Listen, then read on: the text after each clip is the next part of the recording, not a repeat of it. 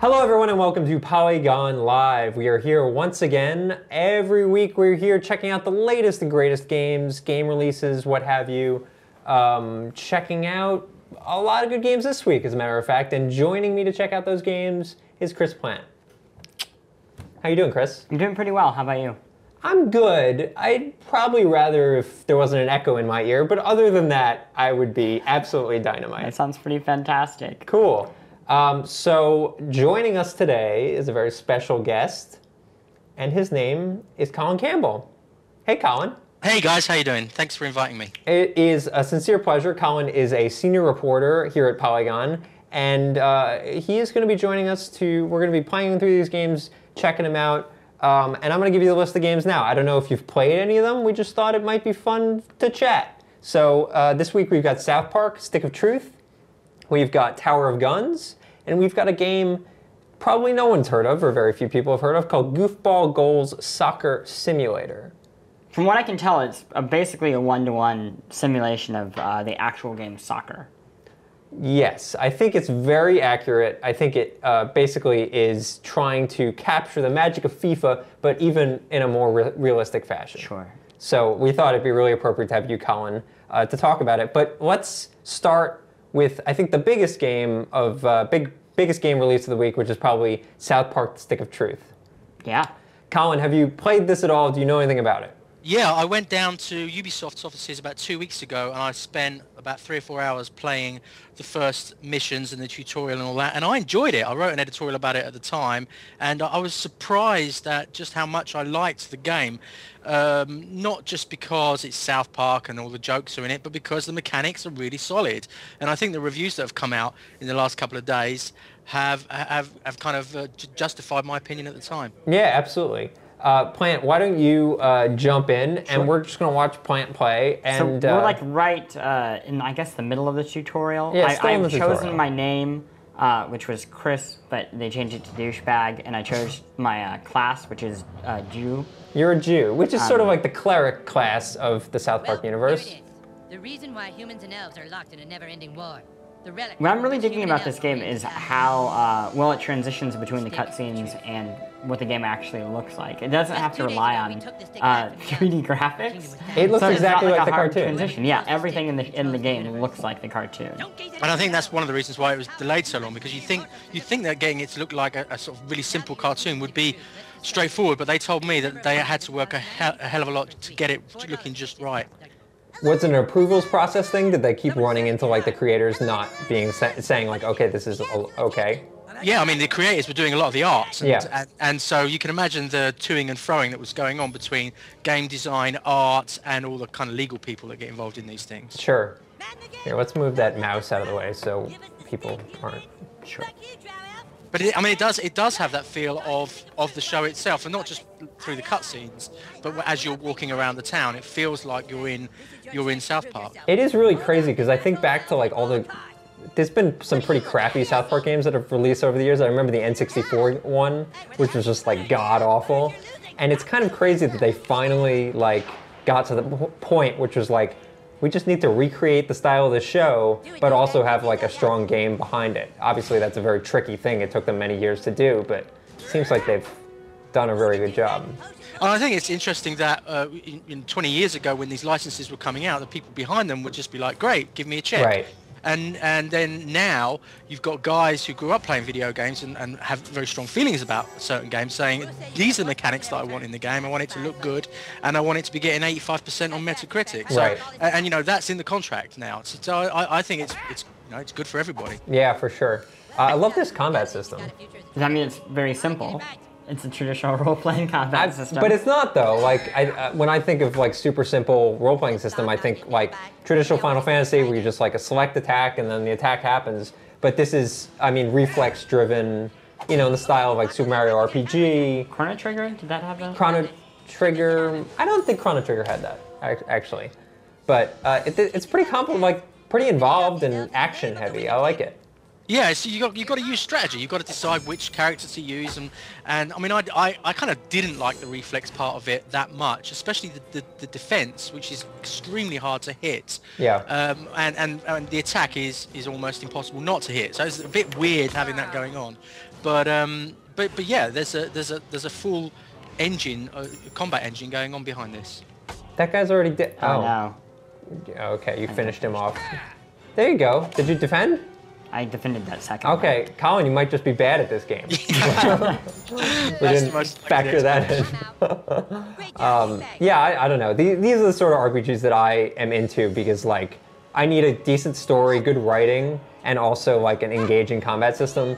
And I think most JRPGs, I have a real tough time getting into the story, but I've always been a South Park fan, so it's a lot easier here.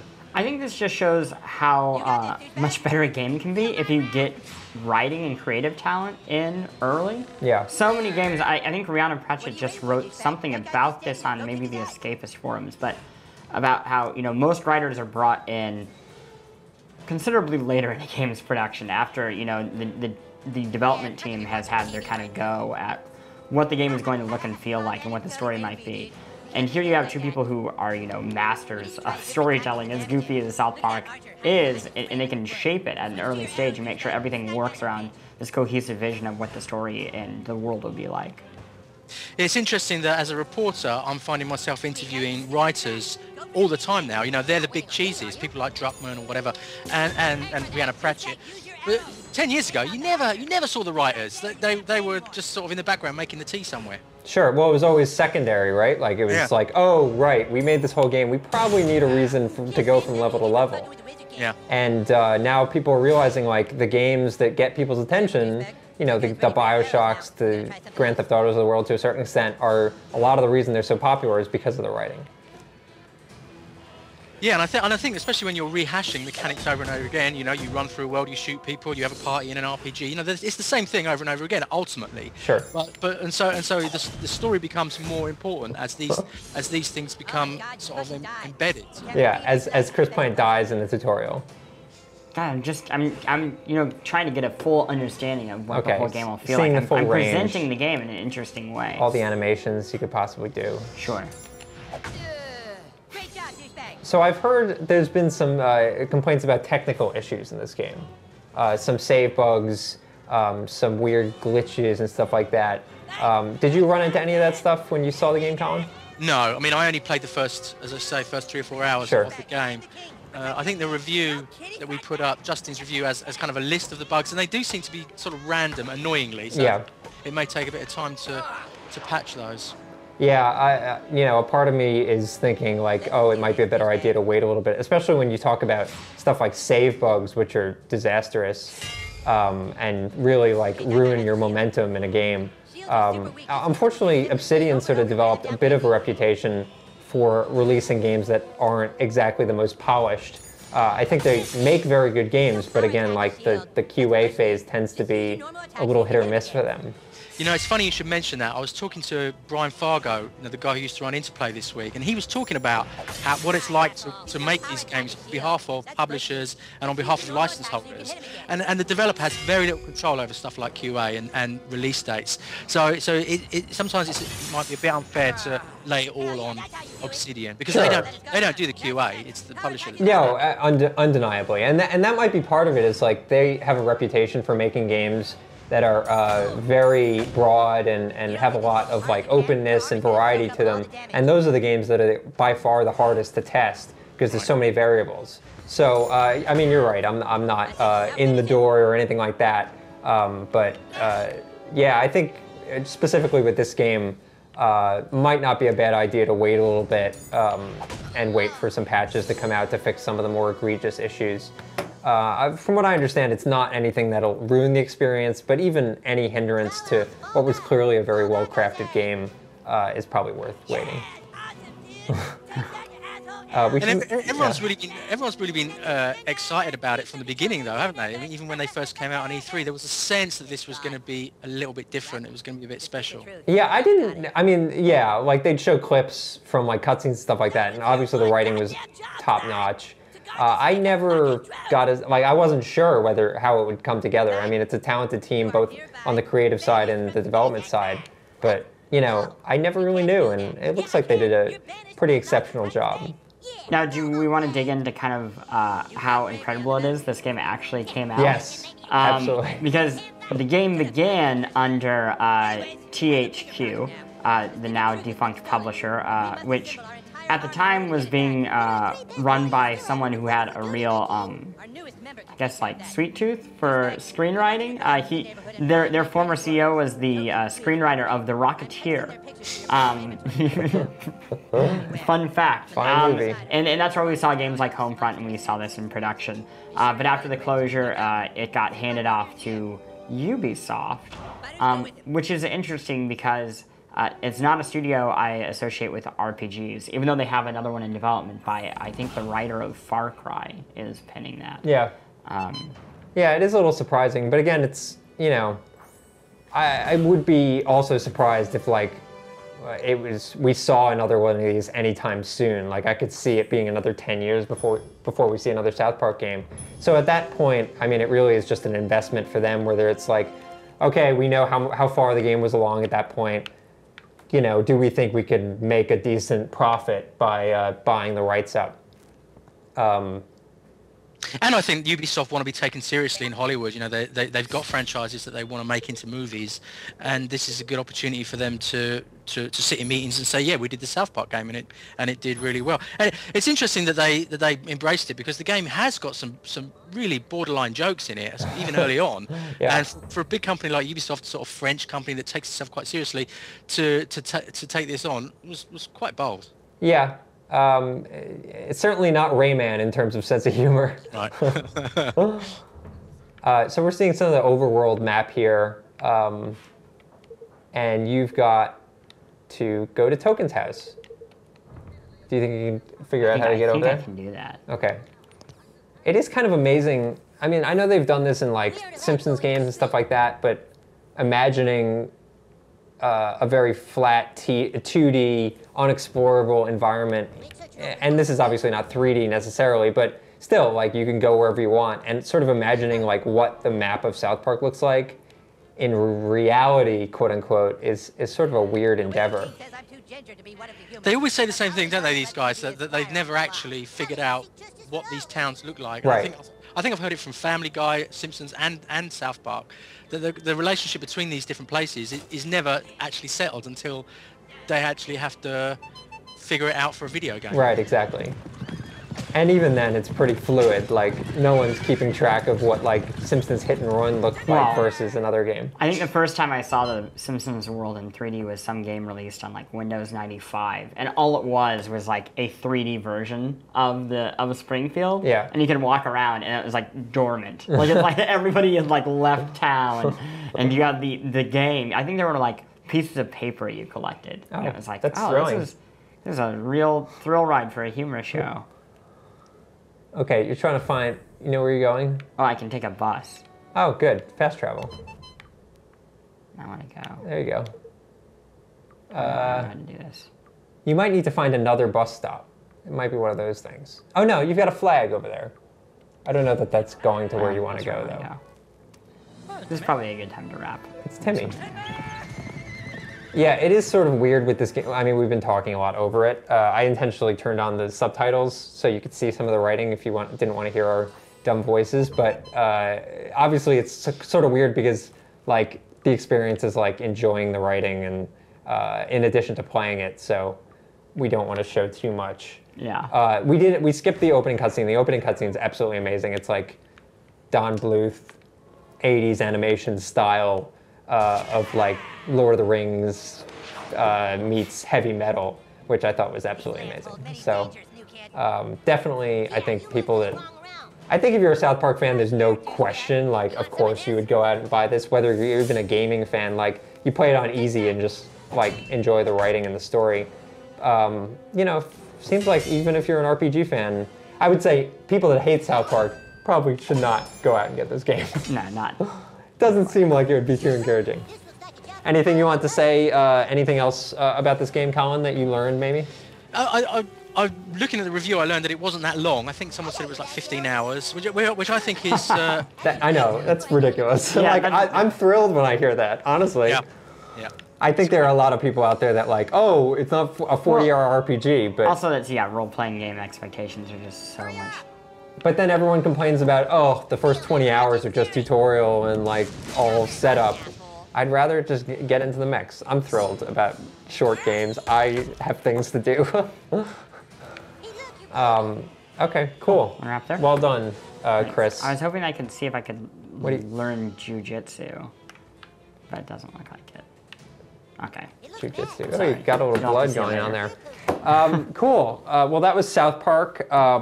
Most enjoyable. It's out on PC, 360, and PS3. I hope it comes to Mac. I also hope it comes to next-gen consoles. Not that it needs the hardware, but like I feel like there's a lot of people that like don't want to hook up their old consoles. They got new consoles. So maybe. We'll see. Sure. DLC, who knows. The next game we have, so I should mention actually, I'm going to preface this by saying we had initially planned to do a game called Dead Nation Apocalypse Edition, which just released on PSN for PlayStation 4 yesterday, and it's actually free if you have a PlayStation Plus account. Unfortunately, due to the HDCP limitations on the PlayStation 4, we had some issues streaming it. So we went searching for another game that came out this week, and we stumbled upon this game called Tower of Guns, which I knew nothing about, but I saw it in Steam, and just the title alone was intriguing. Colin, do you know anything about this game? I don't know anything about this game. Okay, that's great. Because I think the more people that run into it like completely fresh. I know that there's a tower and it has guns. There's a tower and it has guns. I've been assured that it follows through on the title. Yeah, so I'll play this, and I guess the way it's described in, I actually need the keyboard. Sure. The way it's described on Steam, which I thought was kind of ambitious, was that it's a 3D, sort of inspired by Binding of Isaac, which is to say it's randomized, there's a lot of arenas, and you're trying to get through, and there's like an RPG-light mechanic to it, and there's a lot of randomness, and you're just trying to survive for as long as you can. So I'm going to jump in, and you'll see sort of some of the randomness at work. Okay, so you can see the art style is a little bit like Borderlands. Sure. Cell shady. No hands. Like, you're just a gun. You are literally just a gun. I think if you look down, you wouldn't even see the gun. And we can see some of the guys here. The little robot guys. They're adorable. They like you? So you don't shoot those guys? Yeah, those guys are nice. I mean, you can. No. If you want to. Wow. This is like the starting gun. Yeah, see, and they explode into gears. This is like the starting gun. You can start the game with this gun, but it's pretty dismal. And you start the game by picking a perk. In this case, I picked the triple jump perk. And here we have combat going on. In this case, a bunch of guns have spawned in this tower. Now, this thing that you're in right now, is this what you would see every time you start the game? No, actually. So we've played this a few times, and every time we've played it, this scenario has played out differently with different gun emplacements, jump pads. They're firing different projectiles. You'll even come upon like different bosses as you get to the end of a stage. So it really is pretty randomized. In this case, pretty simplistic, but you'll see the encounters are going to get a little more interesting as we move along. Everyone that you kill actually drops these blue things that are experience. They level up your gun. And as you level up your gun, you'll do more damage, of course, increase fire rate, stuff like that. And the idea is to sort of get the most out of each arena. I've never seen anything like this arena before. Get the most out of each arena, leveling up your gun, and eventually just becoming powerful enough to deal with later arenas. Okay. So what do? Do they create like dozens of these arenas and then serve them up randomly? Exactly. Or are they procedurally? No, I mean, no, these are not procedurally generated. These are definitely like pre-made, but it seems like there's quite a few of them that could potentially spawn at any given time. Like I haven't seen this one. Oh dear. Oh my God, this is bad. Whoa, what does that do? Falling. Oh, and what is this down here? And there's a lot of, like, as you can see, like I had no idea this was even down here, a lot of nooks and crannies that you can find. What is that? And we got a badge, which increases my damage. What about this thing to the right? You're just ignoring this giant thing. I was trying to focus. So this is another badge that I could buy if I had enough money. I only have 18 coins right now, but this would increase my speed. And so that's where the RPG light mechanics come in, which again is a little bit similar to Binding of Isaac, where you're trying to increase all your stats and become more viable over time. And you really don't know what sort of upgrades you're going to get, so you have to adjust your play style accordingly. Would you say this has kind of a Quake feel? Yeah, the controls definitely feel like Quake. Oh my god, Wow. I am terrible. Yeah, the environments as well. I like how those guns have a kind of Disney Wow. 94 feel. Yeah, go for it. Okay. So do you know anything about who made this? Any backstory here? Yes, Joe, the developer, made it. Blank Slate Joe is his Twitter account. I don't remember the name of the company, but it's sort of pretty ambitious for this one guy named Joe. Oh my gosh. Does it not let you invert? Oh, actually, no. Let's back out real quick because Okay. I want to show you. First of all, I think you could probably invert, but I wanted to show you sort of the other starting options. Let's see. Now, is this in, Yeah, what is it, Greenlight or? No, this is a full release. I don't remember it being as part of Greenlight. Let me just talk about weapons real quick. So you can pick your starting weapon. These weapons are unlocked by like basically doing achievements, get to stage 7 in endless mode, or complete a stage without taking damage. We unlocked a few of them here. We've got Egon's Pride, which is sort of sad, RIT. And we've got this charging gun. Which would you like? Let's do Egon. Which one? Sure. Egon? Yeah. Okay, Egon. It's sort of like a plasma gun. We've also got these perks here. Triple jump or immune to fall damage? Triple jump. I would take immune to fall No, damage. sure, triple jump. Okay, you're doing triple jump. And there's, as you can see, a bunch more perks you can unlock by doing other achievements. Beat the game. You climb the whole tower? Yeah. How high? I don't know. I haven't gotten very far. That makes sense. Colin, does this sort of game appeal to you? Is You know this? what you didn't do? It didn't Yeah, work. I mean, I spent a lot of time playing Quake, so Whatever, I'll just play. these sort of games are fun, as long as they're not too difficult. I feel like, I me. mean, it depends, right? Like, Binding of Isaac has no difficulty settings. This has no difficulty settings. It's just a question of, like, getting used to it, like any roguelike, I guess, and, like, just getting better over time. So I think there are some people, maybe like you, that would get frustrated initially because you're dying on, like, the first level, but then you figure out ways to advance yourself, and the game would get easier, obviously, as you unlock better guns and stuff like that. Yeah, I mean, that's certainly better than learning patterns to get through games. Yeah. Yeah. No, again, it's randomized, so... Is it working? Yeah. Great. It's randomized, so you're not memorizing anything per se. You're just sort of reacting to the scenario. Oh, good, some coins. So are there any actual bad guys, or is it just gun placements? So I've seen... Sometimes there are, like, homing rockets that have, like, sentient aspects to What is them. this? You don't have an item right now, so you just shoot the door to open it. But I haven't seen, like, bad guys in the formal sense. It's a lot of guns, but some of the guns have a lot of character to them. They'll chase you around and stuff like that. So you can see this gun is obviously fast firing. It's like a plasma gun, I guess. I was expecting Egon's Pride. I was expecting like a laser, you know, classic Ghostbusters style, but. Are there lasers? There are lasers in the game? Maybe. I haven't unlocked any guns that like shoot like Ghostbusters gun, but. Okay, let's see if you can upgrade this gun. You're almost there. You can see that blue bar on the right side actually indicates the level of your gun. Oh, there you go, that's a bunch. Oh no, that's health. Oh God. How easy is it to die? Pretty easy if you just stop paying attention. I mean, you could get overwhelmed really quickly. These levels early on are quite straightforward, so you can see you're doing more damage now. These levels early on are quite straightforward, but like there's a boss fight that you'll probably get to where there's just like a staggering amount of things on screen. So you can see these guys. Are a lot of the enemies chase like you. this kind of non-humanoid? Yeah, that's the, yeah, like robotic enemies. I haven't gotten any like humans or anything. Yeah, get that health. Get the health. You ran right past it. Did I? Yeah. There you go. I was playing Doom a few weeks ago at their 20th anniversary party, and it's just amazing. I mean, it was an amazing game at the time. It's just incredibly slow to play now and frustrating because you can't do anything. You go forward, you go back, you go sideways, and these games just come on so much. Yeah, it really.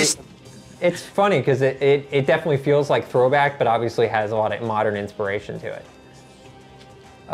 So there's something in the back corner. I mean, I think that's the challenge, too, of making something like this, that you want people to kind of have that feeling of the games they loved, but also want it to still be entertaining and interesting. I don't know what that does. Interesting. Without, you know, I mean, if you just recreate Doom, people will be bored. Yeah. Right. And I feel like these games have done these sorts of games have done especially well on platforms like Steam and Humble Bundle, randomized roguelikes, where you get a lot of replay value out of it. And how much does this cost? Oh my gosh. That's a good question. I actually don't remember because it was on the Steam account, so I don't remember offhand. I'll actually, here, let me do some research and find out for you. Oh my gosh. This is me. This is like asking the candidate, the presidential candidate, how much milk costs, and I'm totally out of touch. $10.04. Is that right? That sounds about right. Oh yeah. So it's on discount now. It's $15 regularly and $10 on discount now. We've put in several hours into it. I've really enjoyed what I played. Oh, you got something down there, a badge or something. And again, these are the sorts of games that I really like. Very difficult, randomized. I think it's a rapid fire mod. Yeah, there you go. So try shooting. Yeah, there you go. And these are permanent? I don't know, actually. Weapon mods might run out. This is the first time I've seen one. And I think the way it works is not only unlocking guns and starting perks, but as you get more items, again, like Binding of Isaac, you'll see those items more often in the world. So it encourages further replay. I just like the exploration aspects of it. Like, I like the idea that, like, you might not have found this upgrade and it gives you a big advantage over that scenario. You beat the foyer, well done. I believe it's pronounced foyer. Foyer. Colin, what do you think? Foyer? Foyer. I don't know. So what do you think? You want to do a little bit more of this? Yeah, Do you let's wanna do a set the little bit next more. I thing want to is? And then we see, can- let's see how far we can get into this next level. Because this is the level we kept dying at. It's where things get really pretty tricky. Do you think that happened because you're not especially good at video games? Yes, I think that's highly likely. Do they have multiplayer levels? No, it's just single player for right now. I could see them adding multiplayer, but yeah, I haven't seen. I mean, you know, what I hear from a lot of these indie developers is that just the prospect of adding netcode not only increases the time of development, but the complexity of it.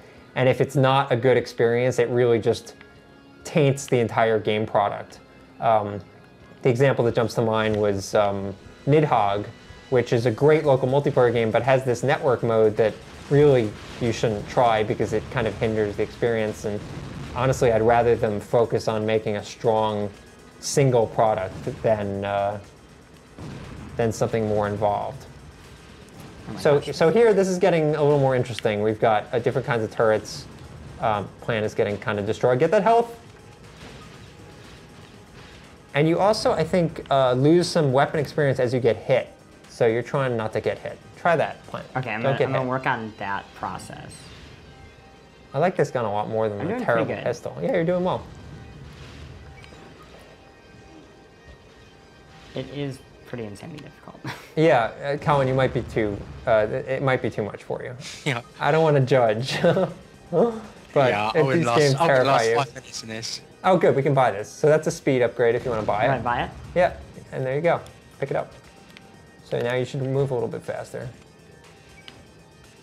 Great, so this is one of those games that you just keep doing this and you get super addicted and then you never stop playing. Precisely. Do I you can feel it. do you I can feel already, it yes. grabbing you? I can feel how it would not be the most exciting thing to watch and it would be the most devastating thing to keep playing over and over and over again. Why is this killing me? Oh crap. Yeah, we stumbled upon this game again, like had no idea what it was about, but we saw it on Steam, and we looked at the screenshots, and the screenshots looked kind of bonkers and cool. And then within 5 minutes of playing, we were suddenly like, okay. What? Oh, is that a secret? Or is that a... Oh, yeah, that's a little secret. See? So yeah, just like Quake. Well, sort In a of. good way. Yeah. Am I And there's supposed to something on that lava down there. You see that? That's... Whoa. It seems like... This would be I'm a doing wrong. nightmare game to play in Oculus Rift, I think. I think I'd instantly vomit. I'm gonna leave. Okay. And that's part of the strategy here is like you can leave without killing any of the guys, but then you're leaving without upgrading your gun further, and it's sort of maximizing each room to the fullest. So there's a lot of strategy there. There's also items which you haven't gotten. That might be one up there. That you can use with X and one of the items that I got was you could drop down movable cover if you're in a room where you need some cover. So there's a lot of little extra strategies on that front. This is the sort of game like I would love to see come to Vita. It seems like it'd be a really good about thing. every game. Yeah, but like... You know why? Why? Because it'd be great if every game was on Vita. True. Oh, look, there's a badge over there. Oh, dang. Oh, no! Level down. I'm gonna go for it. Here I go. Go. You're gonna fall in the lava. You got Oh my magnet gosh. range. Oh, so that'll probably suck in items at a larger range. This weapon mod you got's really good. But you're about to die. You're one shot away from death. Oh, God. I can do this. I can do this. We're gonna get to the next stage. You want to try to buy that thing? No, I can't. I don't think so. It's health. Oh. How much is it? Yeah. No, too much. Too much cash. Shoot. Okay. Okay. You leveled up. Oh my gosh. Where is it? It's so powerful. Where is the? There you go. Down there. I don't know how many little areas there are. I think this is probably another boss fight. Yep, it is. Oh, I have not seen this boss fight. This is completely... This game's amazing. I love everything that this game throws at you. Oh my gosh. Oh, you're dead. The walls remain Big spikes. old spike room killed you. Learn about that game. And walls we've got remain spikes. 6 deaths there. Guns. But we got a new perk just for playing, which is really cool. Let me see what the perk did. Let's see, menu. Perk Bluegrass. Yeah. We got, oh no, Tunnel Rat was the perk we unlocked. So Plus this speed, lets us armor. start with more speed and less armor, which is kind of neat. And that is pretty much Tower of Guns. Great name for a game. It is. I think it says it all, you know? I think it comes in There's nothing in between that I like. Maybe the of, I could cut that. It's in the spirit of World of Tanks, I would say. Sure, and look, that game's doing just A-okay. This might be the next World of Tanks. I do like very descriptive game names. Yeah, and we have some questions for that. Oh, Zach great. Gerlach asked, what's next for the roguelike genre? Visual novels? Bus simulators?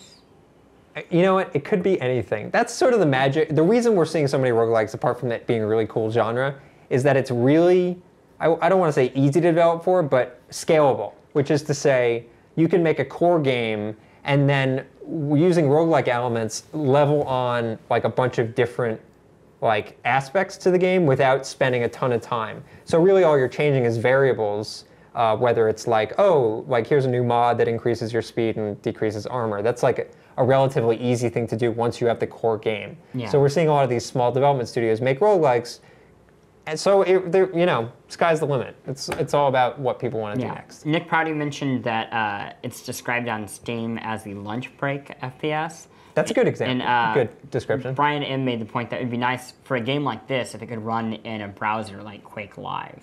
Like these things where it's like it's really easy for anyone to hop into this at any time. Yeah. I can definitely see that. I'm surprised that we never saw more of that. There was a period a few years ago, especially at the beginning of HTML5, where it was like, the future of video games is going to happen in your browser. Why do people want to run games in a browser? I don't get it. Because then you can play it at work. Oh, without admin rights? Sure. Sneaky. Yeah, it's all about those admin rights. See, the trick is to get a job where you can play video games at work. Oh, yeah. That's the trick. That's the magic. That's all we do, really. Speaking it's just play games. Colin, I'm glad that you're here because we're going to now play the soccer game. And I just need you to kind of walk me through it because I'm very unfamiliar with soccer as a sport. If you would prefer, I can call it football from here on out. If that makes you feel more comfortable at home. Soccer's fine. Okay. I can live with it. Got it. So soccer. I'm gonna do a match. Apparently, a match is a minute long. I'm the red team. So just tell me what I should. Just tell me what I. How do you feel about its formation, first of all? Yeah, going forward is always a plus. Okay, got it. Just give me a few minutes. Oh, okay. So they definitely got a leg up on me there. Okay. These poor people look as if they're in discomfort. No, I think they're. I mean, they're doing okay. They're having a bit of a time. Okay, now I just have to kick the ball. Yeah, kick the ball. Not the other way. The other way. Yeah. Okay. Oh, well, no, you just. Don't worry. Okay, let's take another try at this. Do you think like a 3-4-3 would be ideal for this, or should you start subbing people in? What do you think here? Yeah, you definitely want to strengthen your midfield here. Yeah. But what first thing is to sort out that gopher problem. Yes. There appear to be some issues with rodents. Would it help if my player was like cross? Cross to the right. This is like watching 4-year-olds play soccer. Is this? You have children? Is this what a normal game is like when you? Yeah, they all just bunch together And then they all go into it's all over. Christ mode at the end. What are they doing now? That's how you know it's the end of the match. Yeah, the match has ended. Do you want to start a new match? They turn into a copy of NBA Live that never got released. So we should. That looks terrible. Looks awful. Well, we're gonna just keep playing it just for fun. The game is called Goofball Goals Soccer Simulator. And the best way I could really describe it is QWOP in soccer form. The controls are keyboard only, and they use Q, W, E, A, S, D, and tab and space.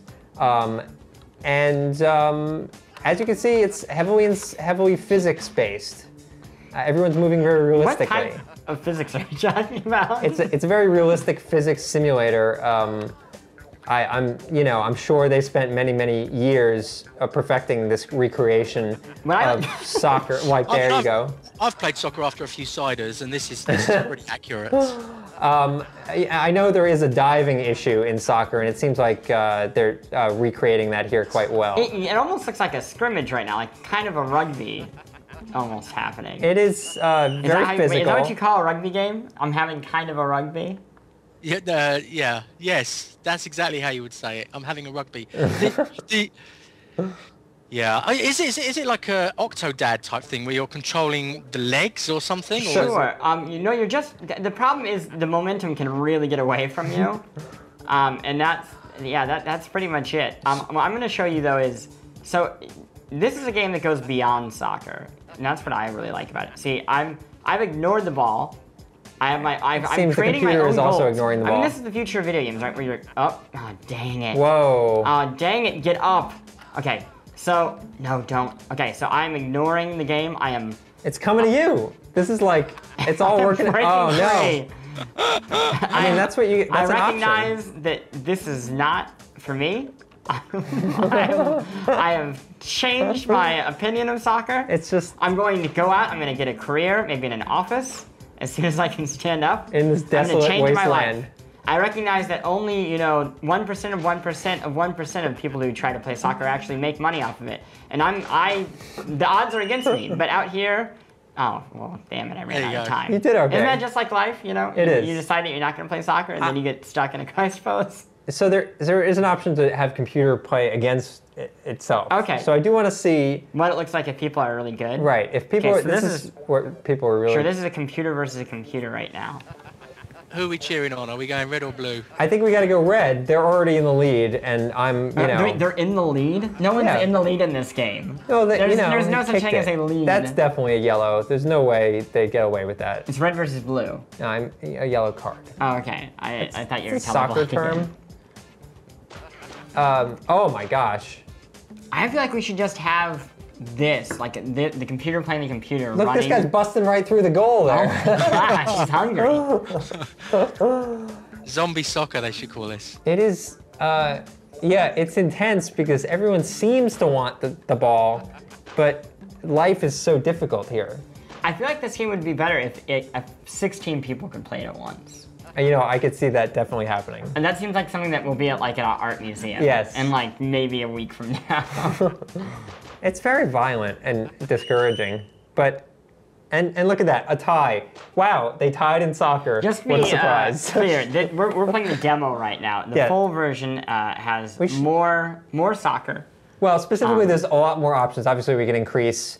Change it to all run to ball. You want to change that to always? What? So go down. I don't know that we can mess with this stuff yet. Go to always, see what that does.